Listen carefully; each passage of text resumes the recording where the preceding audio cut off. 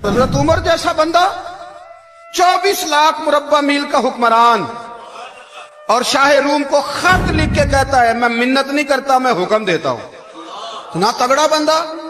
जंगे कादसिया के लिए हजरत साद बिन नबी वकास को भेजा, फुतुहु शाम पढ़ के देखे। हजरत उमर बड़े परेशान हैं, इतने दिन हो गए कोई रिपोर्ट ही नहीं आई। अब तो मोबाइल है ना, तो एक एक मिनट की रिपोर्ट लें आप, बल्कि आप एक एक मिनट की फोटो लें आप, रिपोर्ट तो दूर रह गई।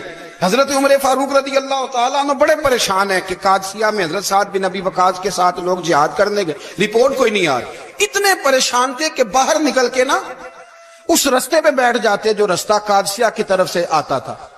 जो भी आता जाता पूछते जंग के क्या हालात हैं। उधर जब अल्लाह ने फतह दे दी ना, तो हजरत साद बिन नबी वकास रदी अल्लाह तआला अन्हु ने ना एक कासिद को खत दे के भेजा। कहने लगे उमर के पास जाओ, उन्हें इत्तला दो कि अल्हम्दुलिल्लाह अल्लाह ने इस्लाम को फतह अता कर दी। ये हजरत उमर को जाके देना। वो बड़े परेशान होंगे। वो जो उस जमाने में इस तरह होता था कि कई दूर दूर से सहाबा जो दूसरे शहरों के मुल्कों के रहने वाले होते थे, वो भी आके शामिल हो जाते थे जिहाद में। कोई एक दफा मदीने आया, कोई 2 दफा आया, फिर अपने अपने इलाकों में। बहुत सारे लोगों ने ज्यादा दफा हजरत उमर को देखा भी नहीं था। वो जो कासिद खत लेके आया था ना, उसने एक आध दफा देखा था, हजरत उमर बूढ़े हो गए, वो पहचानता नहीं था। उधर से वो खत लेके आ गया। हजरत उमर मदीने से बाहर निकल के उस रोड पे बैठे थे जो कादसिया से आता था। जब वो उस आदमी को आते देखा तो हजरत उमर उठ के खड़े हो गए, फरमाने लगे कादसिया से आ रहे हो? वो क्या कहता है? फटे पुराने कपड़े, टूटे हुए जूते, सर पे पुरानी पगड़ी। कहने लगे गुलाम मदीने के रहने वाले हो? हजरत उमर कहने लगे हाँ मदीने का हूं। कहा मैं कादसिया से आया हूं, अल्हम्दुलिल्लाह अल्लाह ने इस्लाम को फतह दे दी है, अल्हम्दुलिल्लाह कुफर की कमर टूट गई है। उसने ये बात करके तो घोड़े को एड़ी लगाई, घोड़ा दौड़ने लगा मदीने के। हजरत उमर भी साथ साथ दौड़ रहे। फरमाने लगे अच्छा बताओ खालिद बिन वलीद का क्या हाल है? थोड़ा आगे जाके फरमाने लगे उसामा बिन जैद कैसे है? वो कहते ठीक है। फिर उसने और घोड़ा, उमर साथ साथ दौड़ रहे हैं, साथ साथ। 24 लाख मुरब्बा मील का हुक्मरान, एक जूता पैर से निकल गया, उमर दौड़ रहे हैं। आगे जाके पूछते हैं साद बिन नबी वकास का क्या हाल है? तो हुजूर वो भी ठीक है। कितने लोग मेरे शहीद हो गए मुसलमानों में से? कहने लगा सही गिनती का नहीं पता, ये लफ्ज अदा होते होते मदीने की सरहद आ गई। लोगों ने उमर को घोड़े के साथ दौड़ते देखा तो कहा अमीरुल मोमिनीन क्यों दौड़ रहे हैं? वो गुलाम छलांग लगा के नीचे आया, कदमों में बैठ गया। कहने लगा हुजूर आपने बताया ही नहीं आप अमीरुल मोमिनीन है। आप फरमाने लगे क्या बताता? मैं तो ऊंट चराने वाले का पुत्र हूं, क्या बताता? वो उमर हूं जिसने अपने गुनाहों का हिसाब देना है, क्या बताता? जो साद बिन नबी वकास को जिहाद पे भेज के कुछ बुज़दिलों की तरह घर में बैठा है, क्या बताता? कोई हैसियत नहीं, कोई तार। तूने अच्छा किया, तू तो मुजाहिद था, मुझे साथ साथ दौड़ाया, तूने अच्छा किया। जितने लोग थे चीखे मार के रोने लगे।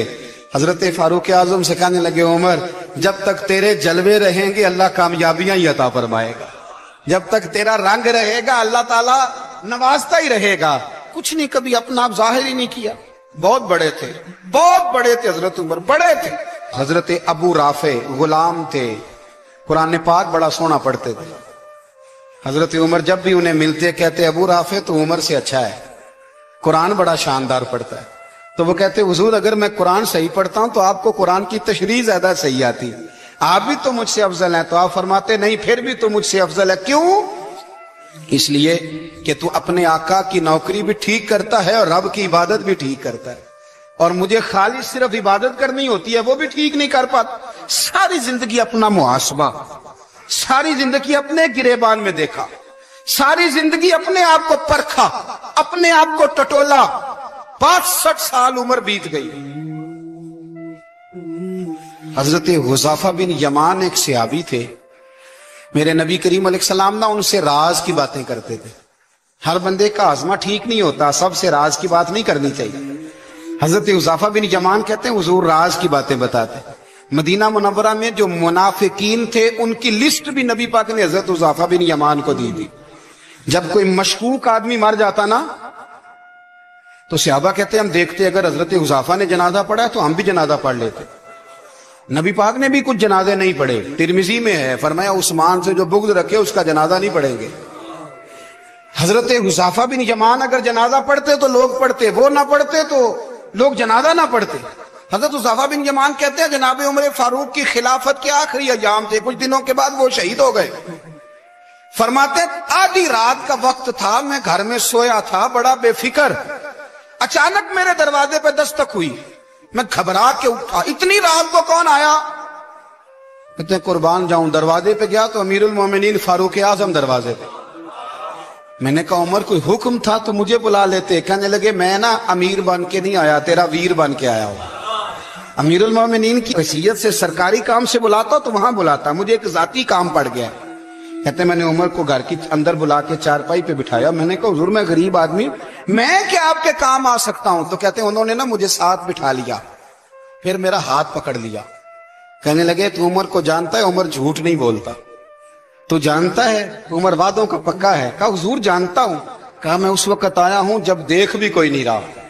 حضرت حذیفہ بن یمان کہتے ہیں پریشان ہو گیا، حضور پہلیاں نہ بجھوائے، مہربانی کر بتائیں کدھر آئے ہیں؟ حضرت عمر فاروق فرمانے لگے 65 سال کا ہو گیا ہوں، 63 میں چل رہا ہے، داڑھی سفید ہو گئی ہے، البک گیا، اٹھ فریدہ ستیا، داڑھی آ گئی پور، اگا نیڑے آ گئی، پچھا رہ گئی دور، اب قبر اشر کا معاملہ صاف نظر آنے لگا ہے۔ کہا حضور مجھ سے کیا چاہتے ہیں؟ حضرت عمر رو پڑے، کہنے لگے آج میں عشاء کے بعد نکلا ہوں تو نبی پاک کے صحابہ مجھے نیک کہہ رہے تھے، پھر میں نے بچوں کی ماں سے اور بچوں سے بھی پوچھا ہے، وہ بھی مجھ سے راضی ہیں، پر حذیفہ تیرے ساتھ نبی پاک راز کی باتیں کرتے تھے، سچ بتا کہیں عمر کا نام منافقوں میں شامل تو نہیں؟ سچ بتا ان منافقین میں تو شامل نہیں، کہیں اوپر سے تو نہیں سارا کچھ؟ حضرت حذیفہ بن یمان کہتے ہیں میں باپ کے مرنے پہ اتنا نہیں رویا جتنا عمر کے سوال پہ رویا۔ میں قدموں میں بیٹھ گیا، میں نے کہا نہیں عمر یہ تو میں نے نہیں سنا، لیکن یہ میں نے نبی پاک سے ضرور سنا ہے کہ میرے بعد اگر کوئی نبی ہوتا تو عمر ابن خطاب ہوتا۔ یہ میں نے اپنے کانوں سے سنا ہے کہ عمر جس گلی سے گزرے شیطان رستہ بدل جاتا ہے۔ نبی کریم علیہ السلام نے فرمایا کہ جبریل امین 950 سال میرے عمر کی شان بیان کرے تو عمر کی شان ختم نہیں ہوتی۔ 950 سال اگر حضرت جبریل بھی بیان کریں تو یہ مقام ہے سیدنا فاروق اعظم کا۔ اللہ تبارک و تعالیٰ نے جس طرح سارے نبیوں میں شان حضور کو عطا فرمائی، اسی طرح تمام نبیوں کے حواریوں میں سب سے زیادہ شان حضور کے غلاموں کو عطا فرمائی۔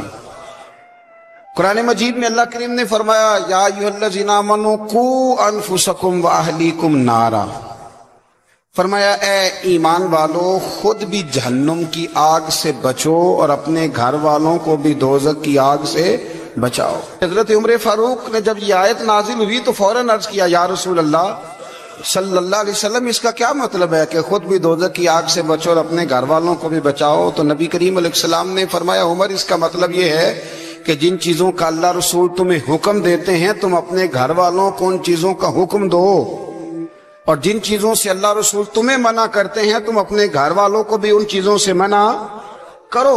حضرت عمر فاروق کی زندگی میں جو چیز آپ کو بہت زیادہ ملے گی نا وہ یہ ہے کہ آپ نے جتنا کڑا احتساب محاسبہ باہر والوں کا کیا ہے نا اس سے زیادہ بڑھ کے اپنا اور اپنے گھر والوں کا کیا ہے۔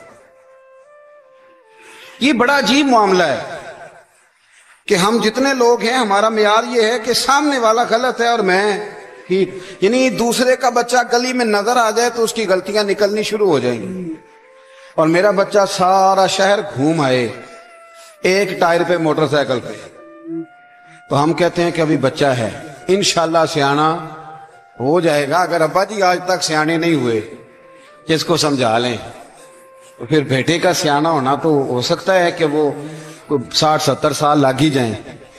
گھر کے اندر جب تک توجہ نہیں ہوتی اور سب سے پہلے جب تک اپنی ذات پر توجہ نہیں ہوتی، میں کہا کرتا ہوں کہ باہر لیکچر چلتا ہے گھر میں عمل چلتا ہے، لیکچر باہر چلتا ہے گھر کے اندر عمل چلے گا۔ باہر تو آپ نے کہہ دیا نماز پڑھا کرو، ختم ہو گئی بات، لیکن گھر میں بچے نماز تب پڑھیں گے جب ان کے والد نماز پڑھیں گے۔ گھر میں کہہ دیا پردہ کرو، پر گھر میں بچیاں پردہ تب کریں گی جب ان کی اماں پردہ کرے گی، گھر کے اندر عمل چلتا ہے، باہر تو چلو بات بھی چل جاتی ہے۔ تو والد کا جب تک کردار بچے نہیں دیکھتے جب تک، اتنی دیر تک ان کا تبدیل ہونا ممکن نہیں ہوتا۔ حضرت عمر فاروق رضی اللہ تعالیٰ عنہ باہر والوں کا بھی بڑا سخت حساب کرتے تھے۔ بڑا ایک گورنر صاحب نے لباس بڑا شاندار پہننا شروع کر دیا تھا، تو حضرت عمر نے اتروا کے تو انہیں ٹاٹ کا لباس پہنا کے تو اونٹ چرانے کی ڈیوٹی دے دی۔ اتنا سخت احتساب کرتے۔ کسائی کی دکان پر بھی 1-2 گھنٹے کھڑے ہوتے تھے۔ جو آدمی مسلسل 2 دن گوشت خریدتا تھا نا، فرماتے تھے اس کا ٹیکس بڑھا دو، لوگوں کو دال نہیں مل رہی اور یہ روز گوشت کھاتا ہے۔ حضرت فاروق اعظم، اس کو جزیہ کہا جاتا تھا، یا کچھ اور معاملات ہوتے تو بڑھا دیتے تھے۔ مسلسل جو 2 دن آدمی گوشت کھاتا تھا، فرماتے تھے مدینے میں غربت ہے، اگر یہ والا نظام تم کرو گے تو غریب لوگ کس کی طرف دیکھیں گے۔ لیکن اس سے زیادہ بڑھ کر جو ان کی زندگی کا معیار اور سٹیٹس تھا وہ یہ تھا کہ اپنے گھر کا خاص خیال رکھتے، خاص توجہ کرتے۔ ملک شام سے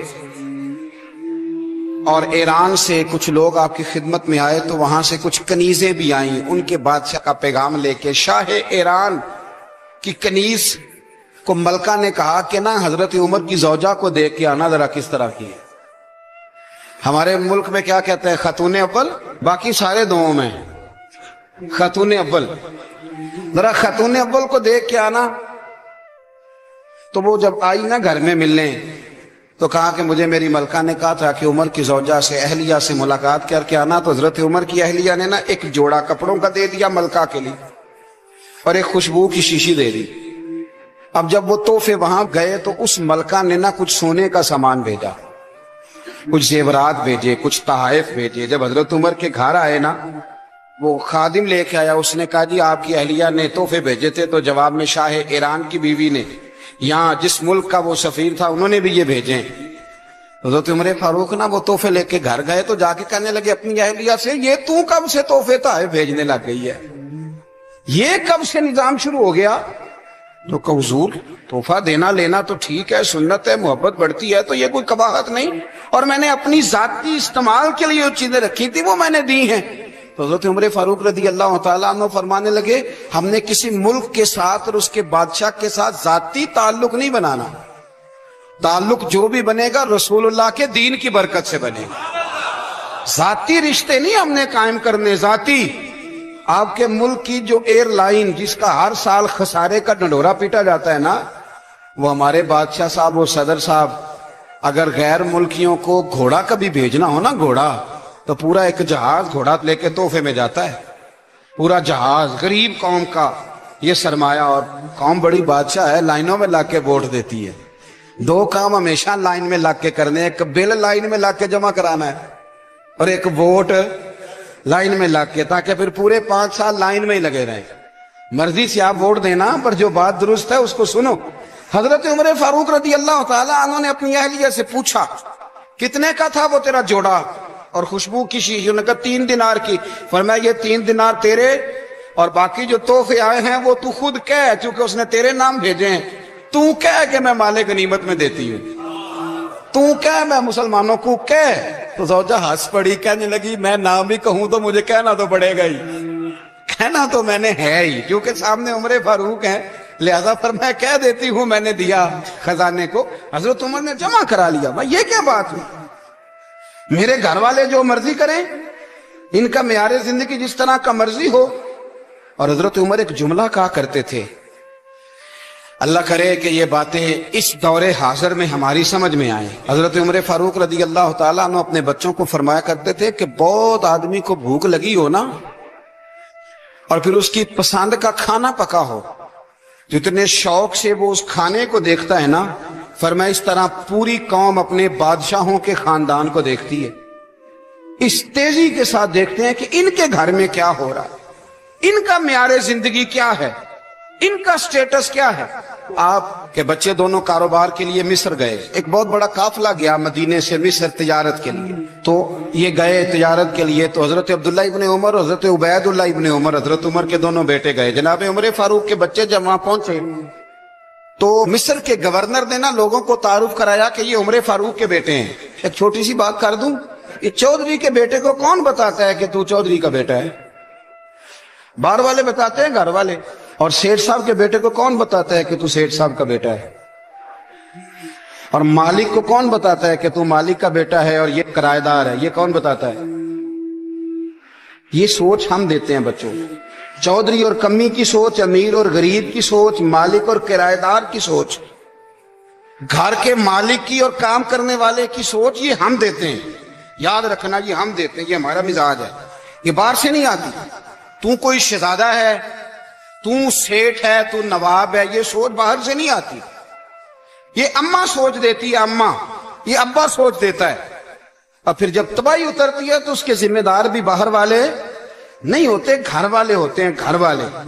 हमारे बच्चों की तबीयतों पर ज्यादा नक्श बाहर वालों का नहीं होता, घर वालों का होता है, याद रखिएगा। हजरत उमर फारूक रदी अल्लाह, बच्चे हैं, शहजादे हैं, वो कारोबार करने गए और वहां बताया गवर्नर साहब ने कि ये फारूक आजम के बच्चे, अमीरुल मोमिनीन के। लोगों ने उनसे ज्यादा माल खरीदा, तिजारत में ज्यादा नफा हुआ। जाहिर है कि वो आपके जो अल्लाह खैर करे हुक्मरान है, उनके कारोबार कितने मुल्कों में है, किस बुनियाद पर है? वो सिर्फ इस बुनियाद पर कि वो हुक्मरान रहे, उनके लिए आसान था बड़े लोगों से ताल्लुकात बनाना। हजरत उमर फारूक रदी अल्लाह तआला अन्हु के बच्चे ढेरों माल कमा के जब वापस आए ना, तो हजरत उमर से आके बच्चों ने बतौर मोहब्बत का, अब्बा जी अल्लाह ने बड़ा ही फजल किया है, बड़ा माल कमाया अल्हम्दुलिल्लाह, ये देखें कितना नवाजा है। तो हजरत उमर कहने लगे, सारे काफिले ने इतना ही कमाया है? सारे काफिले ने इतना ही कमाया है? तो हुजूर नहीं, सारे काफिले ने इतना नहीं कमाया, सबको इतना नहीं मिला। वो तो वहां गवर्नर साहब ने लोगों को तारुफ कराया था कि ये उमर के बच्चे हैं, तो लोगों ने फिर हमसे बड़ा ही खरीदा।